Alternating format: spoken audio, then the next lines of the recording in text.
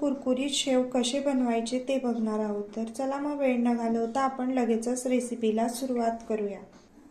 इथे मी चाळणी घेतलेली आहे। तर आपल्याला आता चाळणीमध्ये 4 वाट्या बेसन पीठ टाकायचं आहे।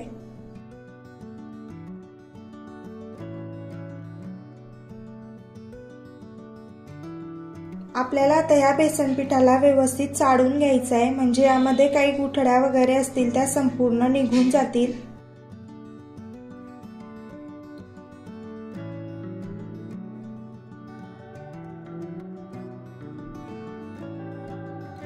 हे बघा, इथे आता मी पिठाला व्यवस्थित चाळून घेतलेला आहे।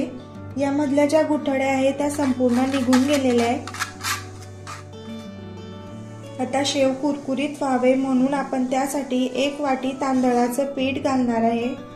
तर तांदळाच्या पिठाला सुद्धा आपल्याला आता चाळणीने चाळून घ्यायचं आहे।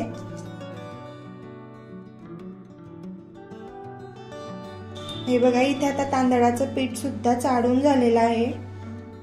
सर्वात अगोदर आपल्याला आता या पिठांना चमच्याने व्यवस्थित मिक्स करून घ्यायचं आहे।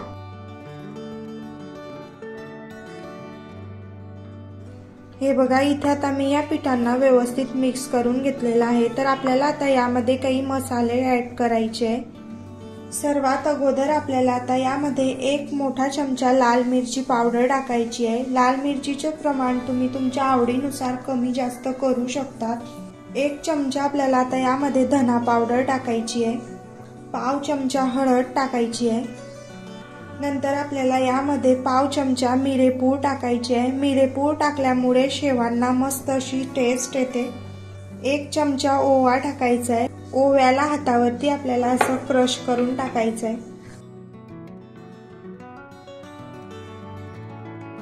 नंतर आपल्याला आता यामध्ये चवीनुसार मीठ टाकायचं आहे। आपण आता जे घातलेले मसाले आहेत ते आपल्याला आता चमच्याने व्यवस्थित मिक्स करून घ्यायचं आहे।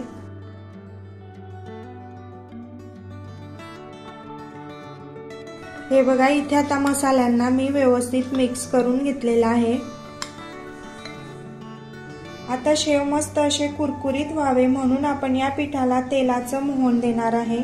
तर ज्या वाटीने मी पीठ घेतलेलं होतं त्याच वाटीने इथे मी अर्धा वाटी तेल कडकडीत गरम करून घेतलेलं आहे। तर आपल्याला आता हे कडकडीत तेल या पिठामध्ये टाकायचं आहे। नंतर आपल्याला आता हे चमच्याने मिक्स करून घ्यायचं आहे, म्हणजे हाताला सुद्धा चटके बसणार नाही आणि पीठ सुद्धा व्यवस्थित मिक्स होईल।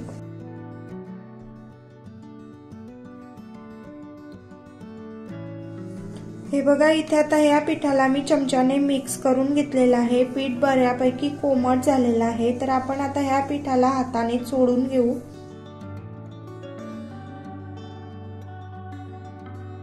हे बघा, या पिठाला आता मी व्यवस्थित चोळून घेतलेलं आहे। या पिठाची अशी मूठ वळली जाते आहे, म्हणजे असं समजायचं की आपलं पिठाला मोहन अगदी परफेक्ट झालेलं आहे। नंतर आपल्याला आता यामध्ये थोडं थोडं पाणी टाकून हे पीठ मळून घ्यायचं आहे।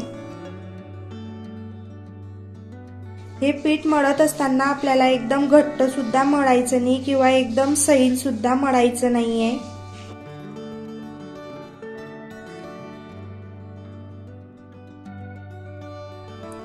हे बघा, इथे आता हे पीठ मळून झालेलं आहे। पीठ मळण्यासाठी मला पूर्णपणे 1 ग्लास पाणी लागलेलं आहे। बघा, पिठाची कन्सिस्टन्सी बघा अशा पद्धतीची आहे। ज्याप्रमाणे आपण पुरणपोळीसाठी कणिक मळतो त्याचप्रमाणे इथे मी हे पीठ सुद्धा मळून घेतलेलं आहे। या पिठावरती आपल्याला आता झाकण ठेवायचं आहे आणि 15 ते 20 मिनिटं आपल्याला हे असंच राहू द्यायचं आहे, म्हणजे पीठ मस्त असं मुरलं जाईल। 15 ते 20 मिनिटांनंतर बघा पीठ मस्त असं मुरलं गेलेलं आहे। नंतर आपल्याला आता यामधलं थोडंसं पीठ घ्यायचं आहे।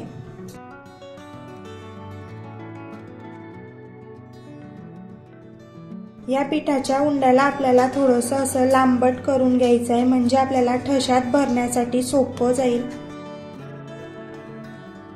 हे बघा, अशा पद्धतीने मी याचा लांबट उंडा करून घेतलेला आहे।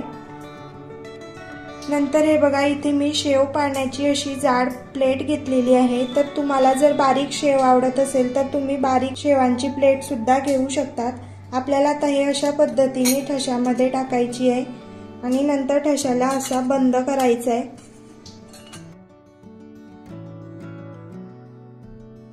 नंतर आपण आता जो उंडा करून घेतलेला आहे तो आपल्याला आता या ठशामध्ये टाकायचा आहे।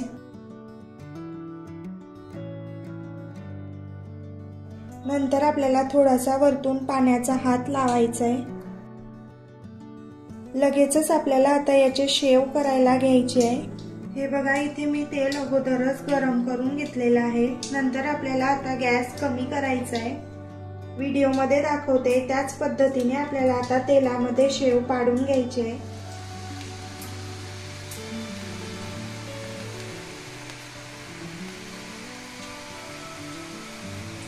शेव तेलामध्ये टाकल्यानंतर आपल्याला लगेच झाऱ्याने हलवायचं नाहीये। जोपर्यंत यावरचे बुडबुडे कमी होत नाही तोपर्यंत। हे बघा इथे आता तेलाचे बुडबुडे कमी झालेले आहेत, तर आपण आता याला खालच्या साईडने सुद्धा अशाच पद्धतीने तळून घेऊ।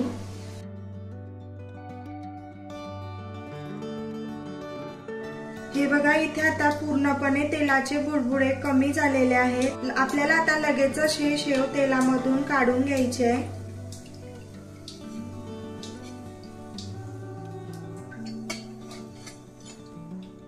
मी तुम्हाला अजून एक वेळा तेलामध्ये शेव सोडून दाखवते।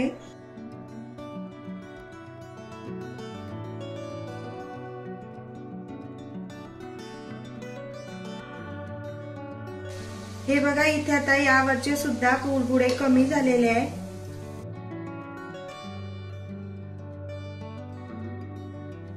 हे बघा इथे आता आपले हे सुद्धा शेव मस्त असे तळून झालेले आहे।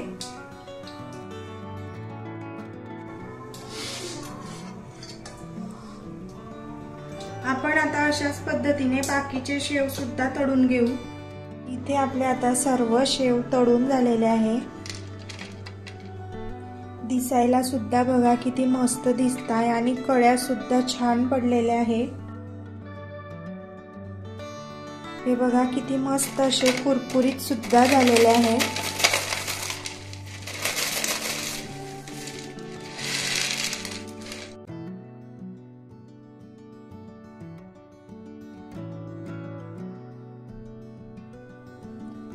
या दिवाळीमध्ये तुम्ही अशा पद्धतीने शेव नक्की बनवून बघा। रेसिपी आवडली असेल तर लाईक करा, शेअर करा आणि सबस्क्राईब करा। भेटूया आपण अशाच एका नवीन रेसिपी सोबत। तोपर्यंत बाय बाय।